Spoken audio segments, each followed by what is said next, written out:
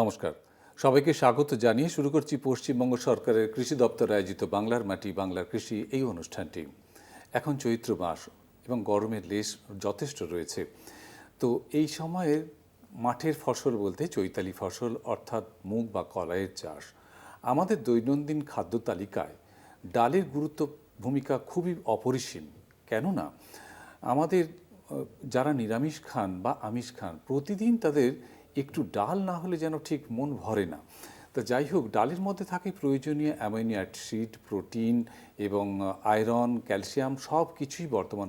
আগেকার দিনের মা ঠাকুমারা যখন পুজোর নৈবেদ্য করতেন তখন কিন্তু মুগ ডাল ভিজিয়ে দিতেন। এখনও অবশ্য সেই নৈবেদ্যতে দেওয়ার চলও রয়েছে। তাদের কাজেই বোঝা যাচ্ছে যে মুগ ডালের মধ্যে কতটা ভিটামিন বা প্রোটিন রয়েছে যা আমাদের শরীরকে সুস্থ মজবুত করতে সহায়তা করে। এবং শুধু তাই নয়, ডাল চাষ করলে পরে মাটির গুণগত মান অনেকটাই বাড়তে পারে। আজকের আমরা আলোচনা করব মূলত মুগ ও কলাইয়ের পরিচর্যা ও রোগ পোকা নিয়ন্ত্রণ এই বিষয় নিয়ে। আর এই আলোচনার জন্য আমাদের সঙ্গে স্টুডিওতে উপস্থিত রয়েছেন দুজন বিশেষজ্ঞ। আসুন পরিচয় করে দিই তাদের সঙ্গে। আমার ডান পাশেই রয়েছেন বলাই চন্দ্র মণ্ডল। নমস্কার বলাইবাবু। যুগ্ম কৃষি অধিকর্তা বীজ সংশ্লিষ্টকরণ টালিগঞ্জ। আর আমার বাম পাশে রয়েছেন অভিজিৎ ঘোষ। নমস্কার অভিজিৎ বাবু। যুগ্ম কৃষি অধিকর্তা বায়ো কন্ট্রোল ল্যাব, পশ্চিমবঙ্গ সরকার। আর দর্শক বন্ধুরা, আপনারা রয়েছেন আমাদের সঙ্গে। আজকের আলোচনা সংক্রান্ত বিষয়ে যদি কোনো প্রশ্ন থাকে তাহলে সরাসরি আপনাদেরকে ফোন করতে পারেন। ফোন নাম্বার টিভি স্ক্রিনে দেওয়া হচ্ছে এবং আপনারা ফোন করতে থাকুন, আমাদের আলোচনা শুনতে থাকুন, সঙ্গে থাকুন। আমি তাহলে চলে আসি সরাসরি আলোচনা। আমি প্রথমে বলাইবাবু আপনার কাছে জেনে নিই যে পশ্চিমবঙ্গের ডাল শস্যের গুরুত্ব কতটা, যদি একটু খুলে বলেন সংক্ষেপে। হ্যাঁ, আমরা আজকের আলোচনা যেটা করতে চাইছি, আমাদের পশ্চিমবঙ্গের ডালের উৎপাদন এবং এলাকা দুটোই অনেকটা কম। আমাদের উৎপাদনে যাতে স্বয়ংসম্পূর্ণ হতে পারি সেই জন্য আমরা ডাল চাষের জন্য গুরুত্ব বাড়াবো বা ডাল চাষে গুরুত্ব দেব। তো ডাল চাষ উৎপাদনের অনেকগুলো দিক আছে। প্রথম কথা, ডাল হচ্ছে অন্যান্য ফসলের থেকে অনেক বেশি প্রোটিন থাকে এবং ডালে বিশেষ কিছু অ্যামিনো অ্যাসিড থাকে যেটা তন্ডুল শস্য বা অন্যান্য ফসলে থাকে না। তাই ডাল উৎপাদন খুব দরকার। এবং ডালে দেখা গেছে যে 18 থেকে 25% প্রোটিন থাকে। এই প্রোটিনটা কিন্তু আমাদের শরীরের পক্ষে খুব গুরুত্বপূর্ণ। এবং আপনি যেটা বললেন যে নিরামিষাশী যারা আছেন তাদের কিন্তু খাদ্য তালিকায় ডাল না হলে হবে না। এছাড়া ডাল হচ্ছে আপনার সিম্বিগোত্রীয় ফসল হয়। ডালের শিকড়ে রাইজোবিয়াম বলে একটা ব্যাকটেরিয়া বাসা বাঁধে। এই ব্যাকটেরিয়াটা হচ্ছে মিথজীবী ব্যাকটেরিয়া। এই মিথজীবী ব্যাকটেরিয়া হওয়ার জন্য বাতাসের নাইট্রোজেন ডালের শিকড়ে অর্বুদ আকারে আবদ্ধ করে দেয়। সেই নাইট্রোজেন আবদ্ধ করে। সেই নাইট্রোজেনটা কিন্তু আপনার ডাল যেমন কাজে লাগায়, অন্যান্য ফসল যখন আমরা পরবর্তীকালে চাষ করব সেখানে নাইট্রোজেনের চাহিদাটা কম লাগে। দেখা গেছে যে ডাল যদি আমরা সিমিগোত্রীয় ফসল চাষ করি তাহলে কিন্তু আমার পরবর্তী অন্যান্য চাপানো দিতে লাগে না। আর শুধু তাই নয়, ডাল থেকে যে খোসা উৎপাদন হয় সেটাও তো গোখাদ্য হিসেবে ব্যবহার করা যায়, তাই তো? ডালের যে খোসাটা আছে সেটা গোখাদ্য হিসেবেও ব্যবহার করা যায়। এছাড়া যেটা দেখা যাচ্ছে যে ডালের যে সিম্বিগোত্রী হওয়ার জন্য বিঘেতে প্রায় আপনার 15 থেকে 20 কেজি নাইট্রোজেন অর্থাৎ আপনার 30 কেজি মতো ইউরিয়া যোগ হয়। অর্থাৎ পরবর্তী যে ফসলটা করছি সেখানে কোনো ইউরিয়া সার আলাদা করে দিতে লাগে না। এটা একটা বিশেষ বৈশিষ্ট্য। আর ডাল জাতীয় ফসল চাষ করতে গেলে আমাদের যেটা গুরুত্ব দিতে হবে, ডালের স্বাদ, গুণ এবং যদি একটু খাদ্যগুণ বাড়াতে হয় তাহলে কিন্তু ডালের সালফার দেওয়াটা আবশ্যক। সেক্ষেত্রে আমরা যখন মূল সার হিসেবে যে সারটা দেবো সেখানে সিঙ্গেল সুপার ফসফেট সারটা অবশ্যই রাসায়নিক সার হিসেবে ব্যবহার করব। বেশ, এবার অভিজিৎবাবু আপনার কাছে জানতে চাইব যে ডালের ফলন বা এলাকা বাড়াতে গেলে চাষি বন্ধুরা কোন কোন পদের দিকে বা কোন পদক্ষেপ নেবেন যদি একটু বলেন। এটা একটু গুরুত্বপূর্ণ কোশ্চেন একটা।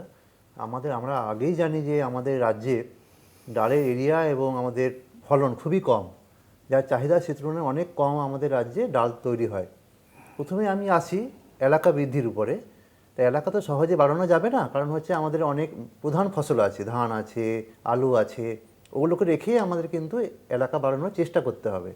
প্রথমে যেটা আমরা করব, যেগুলো আমাদের পতিত জমি আছে বা যেগুলো আমাদের মনে করুন বাঁকুড়া, পুরুলিয়া একটু উঁচু জমি যেগুলো আছে সেখানে কিন্তু আমরা গরমের সময় যেগুলো পড়ে থাকে সেখানে কিন্তু আমরা ডাল করতেই পারি। আর ডালে খুব একটা জলও লাগে না, খুব একটা পরিচর্যাও লাগে না।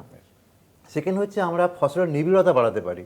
যেমন মনে করুন একটা জমিকে একবার না ইউজ করে 2-3 বার ফসল করলে সেই জমিটা বারবার ইউজ হবে। এবং আগের বক্তা যেটা বললেন যে ডাল হচ্ছে মিথ্রজীবী ব্যাকটেরিয়া থাকে ডালের শেকড়ে। এর ফলে কী হবে, জমিটারও একটা কোয়ালিটি বাড়বে, উর্বরতা বাড়বে এবং একটা এক্সট্রা ফসলও আমরা পেয়ে যাব। এছাড়াও আমরা অন্তর্বর্তী চাষ বা সাথী ফসল, মিশ্র ফসল এইভাবে কিন্তু আমরা ডালের এরিয়া বাড়াতে পারি। এবং কিছু কিছু জায়গায় যেগুলো আগেই বললাম, উঁচু জায়গা, শুকনো জায়গা, সেখানেতে আমরা রবি সিজনে যদি সেচের ব্যবস্থা করতে পারি তাহলে একটা বাড়তি ফসল হিসাবে আমরা ডালকে আনতে পারি। এবার আমি আসি ফলন। ফলন কিন্তু বাড়ানোর অনেক স্কোপ আছে। প্রথম যেটা বলার আমার, এই ডাল কিন্তু আমরা একটু অনাদরে অবহেলায় চাষ করি, মানে ছড়িয়ে দিয়ে আমরা ছড়িয়ে দিয়ে এবং কাটতে যাই। অনেক চাষি ভাই খুব একটা গুরুত্ব দেন না, কিন্তু ডালের যে অ্যাকচুয়াল ইল্ড বা পোটেনশিয়াল ইল্ড, এটা কিন্তু একটা হিউজ গ্যাপ আছে। এই গ্যাপটা কমানোর জন্য আমাদের যেটা করতে হবে, যে প্রথমে যেটা ভালো বীজ, উন্নত বীজ বা সংশ্লিষ্ট বীজ ব্যবহার করতে হবে। আমাদের রাজ্যে গবেষণা কেন্দ্র আছে বহরমপুরে, ওখান থেকে ভালো মানের বীজ আমরা গ্রহণ করতে পারি। এছাড়া আমাদের বীজকে বোনার আগে শোধন করতে হবে, যেমন ট্রাইকোডার্মা ভিরিডি, সিউডোমোনাসকে দিয়ে। এছাড়াও আমাদের থাইরাম বা কার্বেন্ডাজিম বা ক্যাপটান এগুলো দিয়েও শোধন করতে পারি। শোধন করলে কি হবে, অনেক রোগ যেগুলো প্রথম দিকে হয় সেগুলো কিন্তু হবে না। সেকেন্ড হচ্ছে হাইলিং ভ্যারাইটি বা হাইব্রিড ভ্যারাইটিগুলো করতে পারি আমরা। মাটি পরীক্ষার ভিত্তিতে আমরা সার প্রয়োগ করব, সালফার প্রয়োগ করব, অনুখাদ্য প্রয়োগ করব, যেগুলো আমরা করি না অনেক সময় অবহেলার জন্য। সালফার, অনুখাদ্য এগুলো প্রয়োগ করলে আমাদের খুব ভালো একটা ফলন আমরা পেতে পারি। ভালো জলসেচ, লাইন করে লাগানো, সঠিক বীজ বপন করা, সঠিক বীজের হার, ছড়িয়ে বুনে দেয়, লাইন করে লাগায় না। এই লাইন করে লাগাতে হবে, সঠিক দূরত্বে লাগাতে হবে, বীজ শোধন করতে হবে, রাইজোবিয়াম কালচার দিয়ে বীজ শোধন করে মাখিয়ে কিন্তু বুনলে কিন্তু অটোমেটিক্যালি ফলনটা বেড়ে যাবে। এবার হচ্ছে সুসংহত রোগ পোকা দমন, এগুলো আমি করতে পারি, আমরা আগাছা দমন করতে পারি। এগুলো করলে আমরা কিন্তু কাঙ্ক্ষিত ফলনটা একটু পেতে পারি এবং আমাদের চাহিদাটাকে পূরণ করতে পারি। মলয়বাবু, ধরুন এই যে মুগ বা কলাই বছরে কবার চাষ করা যেতে পারে বা এর উন্নত জাতগুলো কি কি আছে? হ্যাঁ, মুগ এবং কলাই দুটোর ক্ষেত্রে দেখা যায় যে আমরা বছরে দুবার চাষ করতে পারি। একটা হচ্ছে আপনার ভাদ্র মাসে, যেটা আমরা ভাদ্র মাসে বীজ বুনবো, ভাদুকালে যেটা বলা হচ্ছে, সেই সময় আমরা বীজ বুনবো এবং যখন আপনার বর্ষা শেষ হয়ে যাবে, যেহেতু মুগ এবং কলাই দুটো স্বল্প দিনের ফসল, 65 থেকে 70 দিনের মধ্যে পেকে যায়, বর্ষা শেষ হয়ে যাওয়ার পরে আমরা সেই ফসলটা তুলে নিতে পারি। আর একটা হচ্ছে আমাদের রাজ্যে যেটা প্রধানত চাষ হয়ে থাকে, ফাল্গুন থেকে চৈত্র মাসে মাঝামাঝি আমরা বীজ বুনি। সেই সময় বলা হচ্ছে এটা চৈতি মুগ বা চৈতি কলাই বলা হচ্ছে, চৈতালি ফসল বলা হচ্ছে। তো এই যে চৈত্র মাসে আমরা সাধারণত ফাল্গুন মাসের মাঝামাঝি থেকে চৈত্র মাসের মাঝামাঝি মধ্যে বীজ বুনতে পারি। বীজ বুনতে গেলে যেটা করতে হবে, আপনার 1 বিঘে জমিতে কমপক্ষে 2.5 থেকে 4 কেজি মতো বীজ লাগবে। বীজের মানে সাইজ অনুযায়ী যেটা হবে, ছোটো দানা হলে একটু কম লাগবে, বড় দানা হলে একটু বেশি বীজ লাগবে। 2.5 থেকে 4 কেজি মতো বীজ লাগবে 1 বিঘে জমির জন্য। এবং এই বীজটা আমরা মাটির জো দেখে, যদি মাটিতে জো না থাকে আমরা একটা সেচ দিয়ে নেব, সেচ দিয়ে নিয়ে সেখানে আমরা বীজটা বুনবো। অথবা মাটিতে মানে বীজটা যেটা বললেন আমার পূর্ববর্তী বক্তা, যে ছিটিয়ে বোনা যায় বা লাইনে বোনা যায়। যদি আমরা লাইনে বুনি তাহলে কিন্তু আমরা যেটা একটা লাইন থেকে আরেকটা লাইন, মানে একটা সারি থেকে আরেকটা সারির দূরত্ব রাখবো 20 সেন্টিমিটার মতো, আর একটা গাছ থেকে আরেকটা গাছের দূরত্ব রাখবো 10 সেন্টিমিটার পর্যন্ত। এটা কিন্তু মুগ এবং কলাই দুটোর ক্ষেত্রে একই রকম আপনার স্পেসিং দিতে হবে বা দূরত্ব রাখতে হবে। দ্বিতীয় যেটা হচ্ছে, গাছটা যখন বেরিয়ে যাবে দেখা যাচ্ছে যে যদি খুব ঘন হয়ে যায় তখন কিন্তু একটা কিছু গাছ তুলে দিয়ে থিনিং করতে হয়, পাতলা করতে হয়। সাধারণত মুগের ক্ষেত্রে আমরা বলি যে প্রতি বর্গমিটারে 50 থেকে 55টা গাছ রাখা দরকার, আর কলাইয়ের ক্ষেত্রে প্রতি বর্গমিটারে 30 থেকে 35টা গাছ রাখতে হবে। এইটা হচ্ছে আপনার সাধারণত এইভাবে আমরা মানে বলি এই সময়ে বা এইভাবে বুনুন। আর যেগুলো উন্নত জাত আছে, মুগের ক্ষেত্রে বেশ অনেক কিছু উন্নত জাত আছে, যেমন আপনার আছে কণিকা, বিরাট, শিখা, সম্রাট, সূর্য, পুষা 31, বর্ষা, এগুলো হচ্ছে আপনার আছে। এই যে জাতগুলোর মধ্যে দেখা যাচ্ছে যে বিরাটটা খুব স্বল্প মেয়াদি, মানে 50 থেকে 60 দিনের মধ্যে ম্যাচিওর হয়ে যায়। আর বাকি যেগুলো আছে আপনার সম্রাট বা বীরেশ্বর, সুকুমার, এগুলো যে জাতগুলো আছে এগুলো 60 থেকে 70 দিনের মধ্যে পাকে এগুলো। এবং এটা আরও একটা বিশেষ বৈশিষ্ট্য হচ্ছে, এখানে যে হলুদ কুটে রোগটা লাগে সেটা লাগে না। এই জাতগুলো আমরা অনায়াসে নির্বাচন করতে পারি, এগুলো উন্নত ফসল উন্নত জাত এগুলো। আর যেটা আছে আপনার যদি কলাইয়ের ক্ষেত্রে বলা হয়, কলাইয়ের ক্ষেত্রে যেটা আছে PU31 অর্থাৎ পন্থ উর্থ 31 আছে, পন্থ উর্থ 10 আছে, পন্থ উর্থ 7, 8, 9 এই জাতীয় কিছু ভ্যারাইটি আছে। গৌতম বলে একটা ভ্যারাইটি আছে, এগুলো আমরা চাষ করতে পারি। অথবা প্রতাপ উর্ধ বলে ভ্যারাইটি বেরিয়েছে, এই জাতগুলো আমরা কিন্তু কলাইয়ের জন্য নির্বাচন করতে পারি। বেশ, আমাদের এই আলোচনা চলতেই থাকবে, কিন্তু তার আগে চাষি বন্ধুদের জন্য সতর্কবার্তা আপনাদেরকে জানিয়ে দিই। আঞ্চলিক আবহাওয়া কেন্দ্র কলকাতা থেকে প্রাথমিকভাবে জানানো হয়েছে যে সাম্প্রতিক আগামী দিনগুলিতে পশ্চিমবঙ্গের বিভিন্ন জেলায় ঝোড়ো হাওয়া ও বজ্র বিদ্যুৎ সহ ভারী বৃষ্টিপাতের সম্ভাবনা আছে। সেই সাথে বিক্ষিপ্তভাবে কিছু এলাকায় শিলাবৃষ্টির পূর্বাভাস রয়েছে। এমতো অবস্থায় রাজ্যের কৃষকদের পরামর্শ দেওয়া হচ্ছে যে পোটাটো ডিগার বা এই জাতীয় যন্ত্রের সাহায্যে পরিণত আলু দ্রুত তোলার ব্যবস্থা করুন। এলাকায় স্থাপিত কৃষি যন্ত্র ভাড়া কেন্দ্র CHC থেকে প্রয়োজনীয় যন্ত্র ভাড়া নিতে পারেন। আলু তোলার পর জমিতে না রেখে নিরাপদ জায়গায় সরিয়ে ফেলুন। একান্তভাবে তা সম্ভব না হলে জমিতে থাকা আলুর গাদাগুলিকে ত্রিপল পলিথিন দিয়ে এমনভাবে ঢাকা দিন যাতে বৃষ্টি বা শিলাবৃষ্টিতে আলু ক্ষতিগ্রস্ত না হয়। কোনোভাবে ভিজে যাওয়া আলু ভালোভাবে শুকিয়ে তারপর কোল্ড স্টোরেজে রাখার ব্যবস্থা করতে পারেন। ক্ষুদ্র ও প্রান্তিক কৃষকদের উৎপাদিত আলু হিমঘরে সংরক্ষণের জন্য ন্যূনতম 30% স্থান নির্দিষ্ট আছে। বাংলা শস্য বীমা প্রকল্পে নথিভুক্ত কৃষকদের ফসল ক্ষতি হলে ক্ষতিপূরণের ব্যবস্থা আছে। আবহাওয়ার পরবর্তী বুলেটিনগুলির প্রতি লক্ষ্য রেখে ফসলের ক্ষেতের ব্যবস্থা নিন। অযথা আতঙ্কিত হবেন না। বিশদ জানতে যে কোনো কৃষি সংক্রান্ত সমস্যা পড়লে নিকটবর্তী কৃষি দপ্তরে গিয়ে যোগাযোগ করুন। কৃষি বিভাগ পশ্চিমবঙ্গ সরকার কর্তৃক জনস্বার্থে প্রচারিত। এবারে আমি চলে আসি অভিজিৎবাবু, যে এই যে মুগ মাসকলাইয়ের চাষ কখন করবেন এবং তার জাতগুলোর কথা তো আমরা শুনলাম, কিন্তু মুগ এবং কলাইয়ের যে আগাছা ধরুন ছড়িয়ে ছিটিয়ে পড়লো, আগাছার উপদ্রব হয়, সেক্ষেত্রে আগাছা কীভাবে দমন করবেন যদি একটু বলে দেন। দেখুন, মুগ আর কলাই এগুলোকে আমরা কিন্তু আচ্ছাদক ফসল হিসাবেই বলি, বেশ। কারণ এরা নিজেরাই কিন্তু বেড়ে জমিটা কভার করে দেয়। কিন্তু একটা মজার ব্যাপার হচ্ছে লাগানোর প্রথম 30 দিন এটা কিন্তু খুব ক্রিটিক্যাল, মানে সংকট কাল একটা। ওই সময় যদি খুবই আগাছা হয় তাহলে কিন্তু ফসলের একটা বিশাল ক্ষতি হতে পারে, ইভিন 50% পর্যন্ত ফসল কিন্তু কমে যেতে পারে। তাই প্রথম 30 দিন আমাদের কিন্তু খুব সচেতন থাকতে হবে। প্রথম 15 দিন আমরা একটা হাত নিড়ানি দিতে পারি, আবার 30 দিনের মাথায় একটা হাত নিড়ানি দিতে পারি। এটা হলো আমাদের পরিচর্যাগত আগাছা দমন। কিন্তু আমরা যখন হয়তো এটা সম্ভব হচ্ছে না, তখন আমাদের কিন্তু রাসায়নিক দ্রব্য অ্যাপ্লাই করতে হতে পারে। তাহলে এবার হচ্ছে আমাদের দুটো ধরনের আমরা দমন করতে পারি। একটা হচ্ছে লাগানোর 2-3 দিনের মাঝে একবার স্প্রে করতে পারি, আর লাগানোর 30 দিন বা 25 দিনের মাথায় একবার স্প্রে করতে পারি। বীজ ছিটিয়ে বোনার পরেই ওই আগাছা স্প্রে করতে, আগাছানাশকগুলো স্প্রে করবো। এবার আমাদের 3 ধরনের আগাছা হয়, একটা হচ্ছে ঘাস জাতীয়, একটা হচ্ছে মুথা জাতীয়, একটা হচ্ছে চওড়া পাতা। তো আমাদের বাজারে যেসব কেমিক্যালগুলো পাওয়া যায়, যদি আমরা লাগানোর 1 থেকে 3 দিনের মাথায় অ্যাপ্লাই করি, তখন আমাদের পেন্ডিমিথালিন বলে একটা কেমিক্যাল আছে, যেটা প্রায় 1 কেজি AI পার হেক্টরে দিতে পারি। এছাড়াও আমাদের অ্যালাক্লোর, যেটা 2 থেকে 2.5 কেজি প্রতি হেক্টরে AI আমরা অ্যাপ্লাই করতে পারি। মোটামুটি এটা ঘাস চওড়া পাতার জন্য খুব ভালো। এছাড়া হচ্ছে লিলিমুরন বলে একটা কেমিক্যাল পাওয়া যায়, 500 থেকে 750 গ্রাম প্রতি হেক্টরে অ্যাপ্লাই করতে পারি আমরা, এটা চওড়া পাতার জন্য। এবার আমি আসি পোস্ট ইমার্জেন্সি, মানে লাগানো হয়ে গেল, তারপরে আগাছা বেরোলো, মোটামুটি 25 দিনের মাথায় কিন্তু আমরা কিছু কেমিক্যাল অ্যাপ্লাই করতে পারি। যেমন হচ্ছে ইমাজেথাপাইল বলে একটা কেমিক্যাল আছে, খুবই ভালো ওষুধ, যেটা আগাছার জন্য খুবই ভালো।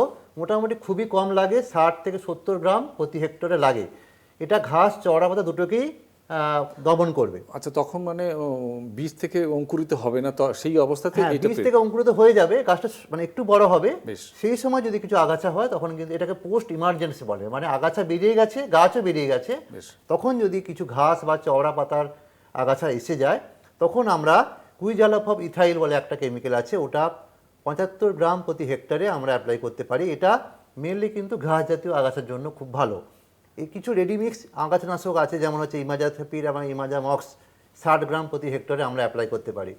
মোটামুটি আমাদের দেখা গেছে হেক্টরে 500 থেকে 600 লিটার জল লাগে। এটা কিন্তু খুব ইম্পর্টেন্ট। চাষি ভাইরা অনেক কম জলে স্প্রে করে দেয়, এর ফলে কি হয়, আগাছাগুলোর উপরে ভালো করে কভার হয় না। এবং আগাছাগুলো মানে মানে ঠিক মতো ভিজে যায় না বলে একদম গাছকে দমন হয় না, ভিজিয়ে দিতে হবে গাছটাকে। আচ্ছা, হ্যাঁ, গাছটাকে আগাছাগুলোকে ভালো ভিজিয়ে দিতে হবে। এছাড়াও হচ্ছে যখন আমরা স্প্রে করব দেখতে হবে যেমন মাটিতে হালকা জো থাকে।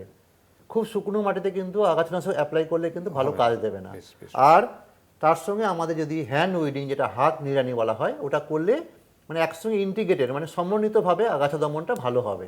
বেশ, এইভাবে করলে চাষি ভাইরা আশা করি ভালোই উপকার পেতে পারবে। উপকার পেত।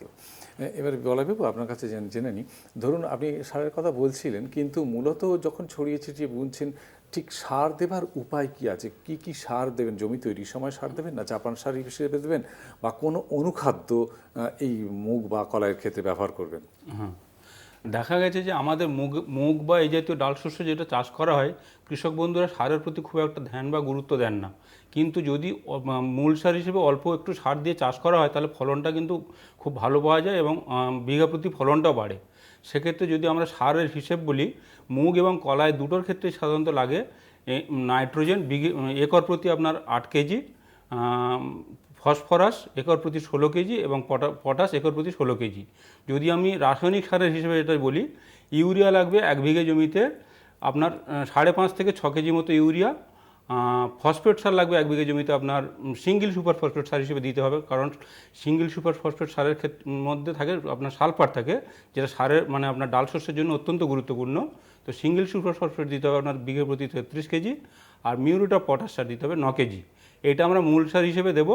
পরবর্তীকালে কোনো চাপান সার দিতে লাগে না, এবং এটাতেই আপনারা দেখবেন যে ফলন খুব ভালো পাওয়া যাচ্ছে। আচ্ছা, অনুখাদ্য অনুখাদ্য হিসেবে যদি বলা হয়, যে আমরা সাধারণত ডাল শস্যের ফলন এবং যদি বিশেষ করে প্রত্যেকটা দানা যদি আপনার ভরাতে হয়, তাহলে অনুখাদ্য প্রয়োগ অবশ্যই দরকার। সেক্ষেত্রে 3টে অনুখাদ্যই দিতে হবে। বীজ বোনা থেকে 3য় সপ্তাহের মাথায় আমরা দেব চিলেটেড জিঙ্ক বা জিঙ্ক ইডিটিএ। এটা লাগবে হাফ গ্রাম প্রতি লিটার জলে গুলে স্প্রে করতে হয়। আর 4র্থ সপ্তাহে গিয়ে দেবো আমরা বোরন আপনার যদি আপনার 20% বোরন একটা পাওয়া যায়, 20% বোরন, সেটা হচ্ছে 1 গ্রাম প্রতি লিটার জলে গুলে, অথবা সোহাগা পাওয়া যায়, সেটা হচ্ছে 1.5 থেকে 2 গ্রাম প্রতি লিটার জলে গুলে মানে স্প্রে করতে হয়। আর একটা হবে অ্যামোনিয়াম মলিবডেনামের জন্য, সেটা হচ্ছে 1/2 গ্রাম প্রতি লিটার জলে গুলে দিতে হয়। এবং যেটা দেওয়ার নিয়ম, প্রত্যেক ক্ষেত্রে কিন্তু বিঘে প্রতি কমপক্ষে 40 লিটার জলে এই গুলে এটা স্প্রে করতে হবে, অন্যথায় আপনার চাহিদাটা মিটবে না। আর তার সঙ্গে আরও একটা জিনিস করতে হবে, যখন আপনার মোটামুটি ফুল আসার কাছাকাছি মানে ফসলটা এসে গেছে, অর্থাৎ বীজ বোনা থেকে 30 থেকে 40 দিন পর একটা রাসায়নিক সার ডিএপি অথবা আপনার ইউরিয়া 2% ডিএপি অথবা 2% ইউরিয়া স্প্রে করা দরকার। এটা করা হয় এই কারণে যে এই সময় যেহেতু ফুলটা তৈরি হচ্ছে, সেক্ষেত্রে রুট নডিউলের জন্য কিছুটা খাদ্য দরকার, আবার ফুল তৈরির জন্য খাদ্য দরকার। এই জন্য ডিএপি স্প্রে করতে হবে 2%, অর্থাৎ আপনার 1 লিটার জলে 20 গ্রাম করে ডিএপিগুলো স্প্রে করতে হবে, বিঘের প্রতি 40 লিটার জল দিয়ে স্প্রে করতে হবে। আচ্ছা, মাটির ধরন বা এই যে জলসেচ, এটা কিভাবে করবে একটু যদি সংক্ষেপে বলে। আচ্ছা, আমরা ভালোই জানি যে ডাল কিন্তু একটা গভীর শিকড়যুক্ত ফসল, মানে শিকড় অনেক গভীরে যায়। এর ফলে কি হয়, মাটি কিন্তু খুব একটা জল না থাকলেও কিন্তু এই ফসল কিন্তু বাঁচতে পারে, এবং চাষি ভাইরা ম্যাক্সিমাম ক্ষেত্রে কিন্তু খুব কম জলেই চাষ করেন। এবং যদি খুব বেশি জল দেওয়া হয়, তাহলে কি হবে, যে আগের বক্তা বললেন যে রাইজোবিয়াম কালচার, রাইজোবিয়ামের গুণাগুণটা নষ্ট হয়ে যাবে। আচ্ছা, আমরা এই রাইজোবিয়ামের কথা শুনবো, কিন্তু তার আগে একজন বন্ধু ফোনে আছেন, যিনি লিখে আছেন। হ্যালো। হ্যাঁ, আমি সোনারপুর থেকে নিতাই ভট্টাচার্য কথা বলছি। নমস্কার, বলুন কি জানতে চাইছেন? হ্যাঁ, নমস্কার, শুভ সন্ধ্যা জানাই আপনাদের সবাইকে। আমার প্রশ্ন হচ্ছে, এই মুগ ও কলাই চাষ যেটা পরিচর্যা বললেন, এটা ধরুন সার প্রয়োগ করবে কি রাসায়নিক সার না জৈব সার, এইটা একটা জানা। আর একটা, এটা ধরুন জমির মাটি কিভাবে, কতটা কিছুটা শুনলাম, আরো যেটুকু আছে সময় শুনতে, মাটি কিভাবে পরিচর্যা করা যায় এই চাষ করতে গেলে। আপনি শুনতে থাকুন, আমাদের সঙ্গে থাকুন। দুটো সারের কথাই আমাদের বলাইবাবু বলেছেন। এখন চলে যাচ্ছি আপনার দ্বিতীয় প্রশ্ন, যেটা মাটির পরিচর্যা। অভিজিৎবাবু যেটা বলছেন, না বলুন অভিজিৎবাবু। এবার হচ্ছে, মাটি যদি খুব বেশি জল দেওয়া হয়, তাহলে মাটি টাইট হয়ে যাবে। টাইট হলে কি হবে, শেকড়ে যে অর্বুদ যেটা হয়, ওটা কিন্তু ভালো গ্রোথ হবে না, রাইজোবিয়ামের গ্রোথ কমে যাবে, এবং মাটিতে ও নিউট্রিয়েন্ট যে সংরক্ষণ করে, যেটা নাইট্রোজেন আবদ্ধ করে, ওটা কিন্তু কমে যাবে। আবার জল কম হলেও গাছ হতে না পারে, ডেভেলপ না হতে পারে। মোটামুটি ডাল শস্যের দুটো ক্রিটিক্যাল স্টেজ আছে, একটা হচ্ছে ফুল আসার সময়, আর একটা শুটি ধরার সময়। তখন যদি জলের অভাব ঘটে, তাহলে কিন্তু ফুল পড়ে যেতে পারে, দানা পুষ্ট না হতে পারে, দানার গঠন ভালো না অর্থাৎ হতে পারে, জমির ওয়েট জো- কমে যেতে পারে। জমির জো অনুযায়ী রাখতে হবে। আপনাকে এবার জলসেচ করতে হবে। মোটামুটি আমাদের মানে খারিফ সিজন যেটা হচ্ছে বর্ষার সময় কিন্তু যদি মুগ বা কলাই করা হয় খুব একটা জল লাগে না, কিন্তু যখন ড্রাই সিজন বা খরা মরশুমে করা হয় তখন কিন্তু জল লাগে। এবার যেটা আমি বললাম যে দানা পুষ্ট বা ফুলের সংখ্যা কম, সেই সময় যদি কোনো কারণে জল না থাকে তাহলে কিন্তু এটা ফসলে ভালোই ক্ষতি হবে। তাই জন্য আমাদের স্প্রিংলার বা নালা করে সেচ দেওয়া যেতে পারে বা হালকা করে সেচ দেওয়া যেতে পারে। এছাড়াও আমাদের যদি বেশি জল দেওয়া হয়, যেটা বললাম, অক্সিজেনের অভাব হতে পারে, শিকড় পচা রোগ হতে পারে। তাই ঠিক আছে, আমরা আমাদের রোগের ভালো করে কোশ্চেন বা পোকার জমিতে- ব্যাপারে আসছি, কিন্তু আমাদের সময় একেবারে শেষের দিকে চলে এসেছে। কি ধরনের রোগ দেখা যায় বা তার সংক্রমণ নিয়ন্ত্রণ কিভাবে করবে? সাধারণত মুগের ক্ষেত্রে দেখা গেছে, মুগ বা কলাইয়ের ক্ষেত্রে যে বেশ কিছু রোগ আছে। একটা হচ্ছে সাদা গুঁড়ো, মানে দেখা যায় পাতায় সাদা গুঁড়ো, বিশেষ করে Powdery- নিচের দিকের পাতা, যেটা পাউডারি মিলডিউ যেটা বলি আমরা। উপরের দিকে সাদা সাদা পাউডারের মতো থাকে, পাতা নিচের দিকটা একটু ফ্যাকাশে সবুজ বা হলুদ মতো হয়ে যায়। এক্ষেত্রে আমরা যেটা দেবো, কার্বেন্ডাজিম আমরা 50% ডব্লিউপি, যেটা হচ্ছে 1 গ্রাম প্রতি লিটার জলে গুলে স্প্রে করতে পারি। বা আমরা যদি সালফার ডাস্ট বা সালফার স্প্রে করি, 80% ডব্লিউপি সালফার, যেটা আছে আপনার 3 গ্রাম প্রতি লিটার জলে গুলে স্প্রে করব। অথবা ট্রাইডেমর্ফ বলে একটা ছত্রাকনাশক আছে, সেটাও আমরা স্প্রে করতে পারি। এটা হচ্ছে আপনার 1/2 ml প্রতি লিটার জলে গুলে স্প্রে করতে পারি। বেশ। এছাড়া আর একটা হচ্ছে পাতার মোড়চে রোগ, এটাও দেখা যায়, যেটা হচ্ছে পাতাতে চুঙে চুঙে দেখা মোচের মতো হয়, চুঁয়ে চুঁয়ে যায় এবং পাতাটা আলটিমেটলি মরে যাচ্ছে। এক্ষেত্রে আমরা যেটা দেবো, ম্যানকোজেব দিতে পারি অথবা প্রপিকোনাজল স্প্রে করতে পারি। বেশ। ম্যানকোজেব 2.5 গ্রাম প্রতি লিটার জলে, প্রপিকোনাজল দিলে আপনার 1.25 গ্রাম প্রতি লিটার জলে গুলে স্প্রে করবো। অভিজিৎবাবু, এবার বলুন কি ধরনের পোকার আক্রমণ দেখা যায় এবং তার প্রতিকার কিভাবে করবেন চাষি বন্ধুরা? ডাল শস্যে মোটামুটি যে পোকাগুলো হয় আমরা দেখেছি, যেমন একটা অ্যাফিড বা জাপ পোকা হয়, চষি পোকা হয়, জ্যাসিড, সাদা মাছি হয়, লেদা পোকা। শুঁয়ো পোকা হয়, লেদা পোকা হয়, এছাড়াও ফ্রুট ফ্লাই হয়, ডালের বিটল হয়, এবং হচ্ছে আমাদের হোয়াইট ফ্লাই, যেটা খুবই গুরুত্বপূর্ণ, সাদা মাছি যেটাকে সাদা বলে। মাছি, যেটা ওয়াইভিএমবি মানে ইউলো ভেন মোজাইক ভাইরাস, যেটা ডিজিজটা ছড়ায়। এবার হচ্ছে আমাদের যে প্রতিকার, আমরা আগেই বলেছি যে ইন্টিগ্রেটেড পেস্ট ম্যানেজমেন্ট, যেটা হচ্ছে সুসংহতভাবে রোগ পোকা দমন, এটা কিন্তু খুবই গুরুত্বপূর্ণ। কারণ হচ্ছে যদি আমরা জৈব এবং জীবাণু এবং তার সঙ্গে যদি রাসায়নিকের মেলবন্ধন না করতে পারি, তাহলে কিন্তু আমাদের কন্ট্রোল কিন্তু ভালোভাবে হবে না। তাই এই জন্য আমাদের নিম তেল প্রয়োগ করতে পারি আমরা 3 ml প্রতি লিটার জলে, মানে অ্যাজাডাইরেক্টিন, যেটা কিন্তু বায়ো। এছাড়াও ট্রাইকোডার্মা ভিরিডি, সিউডোমোনাস, এগুলো আমরা রোগের জন্য অ্যাপ্লাই করতে পারি। এছাড়াও হলুদ স্টিকি ট্র্যাপ, মানে হলুদ ওই আঠা জাতীয়। তার করতে কী হবে, মোটামুটি একরে 4 থেকে 5টা দিলে এই যে জাপ পোকা, চষি পোকা, যেগুলো আমাদের রস চুষে খায়, এই পোকাগুলো কিন্তু কন্ট্রোল হয়ে যেতে পারে। এছাড়াও আমাদের কিছু, আমি 2 ধরনের পোকা বললাম, একটা হচ্ছে চষি পোকা, একটা হচ্ছে লেদা পোকা। মোটামুটি চাষি ভাইরা যদি এইভাবে ভাগ করতে পারেন তাহলে কন্ট্রোলটা করতে সুবিধা হবে। এবার লেদা পোকার জন্য ইমামেকটিন বেঞ্জয়েড বা হচ্ছে স্পিনোস্যাড, এগুলো কিন্তু ভালো ওষুধ। মোটামুটি এটা মানে 1 লিটার জলে 0.3 গ্রাম এরকম লাগবে আর কি। আর চষি পোকা বা জাপ পোকার জন্য ইমিডাক্লোরপিড, যেটা 0.25 ml প্রতি লিটার জলে, বা থায়োমিথোক্সাম 0.25 গ্রাম প্রতি লিটার জলে, এগুলো কিন্তু ভালো ওষুধ। এছাড়া হচ্ছে আমাদের যেগুলো লেদা পোকা হয় তার জন্য আমরা বিটি অ্যাপ্লাই করতে পারি, বা ডিমের পাতাগুলোকে, ডিম সব পাতাগুলোকে ফেলে দিতে পারি, বা আক্রান্ত গাছকে তুলে ফেলতে পারি। যেটা আরেকটা যেটা বলার, যে বিষ শোধন, যদি আমরা ভালোভাবে বিষ শোধন করতে পারি, বিশেষ করে ইমিডাক্লোরপিড 70% WS, এটা কিন্তু মানে অ্যাডমায়ার, গাইচোইনে বাজারে পাওয়া যায়। 5 গ্রাম প্রতি কেজি বীজের জন্য যদি আমরা অ্যাপ্লাই করতে পারি, তাহলে কিন্তু চষি পোকা, জাপ পোকা বা রস চুষে যে পোকাগুলো খায়, হোয়াইট ফ্লাই, এগুলো কিন্তু কম হবে। প্লাস হচ্ছে আমাদের থায়োমিথোক্সাম, এটাও কিন্তু বিষ শোধনে আমরা অ্যাপ্লাই করতে পারি। আমরা মেনলি বিষ শোধনে কিন্তু ফাঙ্গিসাইড অ্যাপ্লাই করি, কিন্তু যদি ইনসেকটিসাইড মেনলি হচ্ছে ইমিডাক্লোরপিড এবং থায়োমিথোক্সাম অ্যাপ্লাই করি, তাহলে কিন্তু অনেক পোকা কিন্তু কম হবে। এছাড়াও আমাদের মাকড় হতে পারে, লাল মাকড়, রুট নট নিমাটোড, মানে শেকড় ফোলা রোগ, এগুলো কিন্তু হতে পারে। তার জন্য আমাদের কিন্তু 100 কেজি একরে নিমের বীজ অ্যাপ্লাই করতে পারি। নিম বীজ অ্যাপ্লাই করলে কি দুটো কাজ হবে, একসঙ্গে জৈব সার প্লাস মাটি সুরক্ষা হবে, মাটিটাকে শোধন হবে, মাটির মধ্যে যে অপকারী পোকার ডিম, পিউপা বা এই যে নিমাটোড, যে কৃমি, এগুলোর কিন্তু মরে যেতে পারে। এর সঙ্গে আমাদের আচ্ছাদন অ্যাপ্লাই করতে পারি যাতে পোকা কম হয়। এছাড়াও আমরা সাদা মাছির জন্য থায়োমিথোক্সাম অ্যাপ্লাই করতে পারি যাতে আমাদের ইউলো ভেন মোজাইক ভাইরাসটা কম হয়। মোটামুটি এইভাবে চাষি ভাইরা করলে যদি সঠিকভাবে বিষ শোধন এবং জৈব জীবাণুনাশক অ্যাপ্লাই করেন, তা না পারলে অবশেষে কেমিক্যাল অ্যাপ্লাই করতে হবে, কিছু করার নেই যখন, তাহলে কিন্তু অনেক রোগ বা পোকার আক্রমণ কিন্তু আমরা কম করতে পারি। আচ্ছা, যখন ফুল আসছে তখন দেখা যায় ফুলগুলো ছিঁড়ে ছিঁড়ে খেয়ে যাচ্ছে, বা সেই সময় কোনো হ্যাঁ, কিছু দেওয়া দরকার এবার আছে? ফুলগুলো খেয়ে নিচ্ছে বা পাতা কেটে নিচ্ছে, এগুলো মেনলি লেদা পোকার জন্যই হয়। এগুলো শুঁয়োপোকা, লেদা পোকা এরাই পাতা কেটে নেয়, খেয়ে নেয় বা পাতা জড়িয়ে যায়। এই জন্য এমামেকটিন বেঞ্জয়েড যেটা বললাম, নোভালিউরন, এগুলো কিন্তু ভালো কেমিক্যাল, এগুলো চাষি ভাইরা মানে কোনো চিন্তা না করে অ্যাপ্লাই করতে পারেন। বেশ। আমরা যখনই অ্যাপ্লাই করব দেখে নেব যেমন সবুজ কীটনাশক হয়, আচ্ছা। লাল বা যেগুলো অরেঞ্জ তাদের ওই কীটনাশকগুলো আমরা ব্যবহার করবই না। বেশ। আর আরেকটা আজকের একটুখানি আলোচনা just থেকে একটু আমরা বলে নিশ্চয়ই দিতাম। শুনতে পেলেন যে দুজন আমাদের কৃষি বিশেষজ্ঞ আমাদের কি বললেন, সুন্দরভাবে ব্যাপারটা তো বুঝিয়ে দিয়েছেন যে আপনারা কিভাবে আপনাদের মুগের জমিতে বা কলাইয়ের জমিতে পরিচর্যা করবেন, এবং তাহলে কিন্তু যেমনভাবে আমাদের বিশেষজ্ঞরা বলেছেন ঠিক এইভাবেই যদি আপনারা আপনাদের জমিতে পরিচর্যা করেন তাহলে কিন্তু আপনারা আশানুরূপ ফলন পেতে পারেন। তাহলে আজকের একেবারেই সময় নেই, ঘড়ির কাঁটা জানিয়ে দিয়েছে, আলোচনা শেষ করতেই হবে। আপনাদেরকে ধন্যবাদ, নমস্কার। নমস্কার।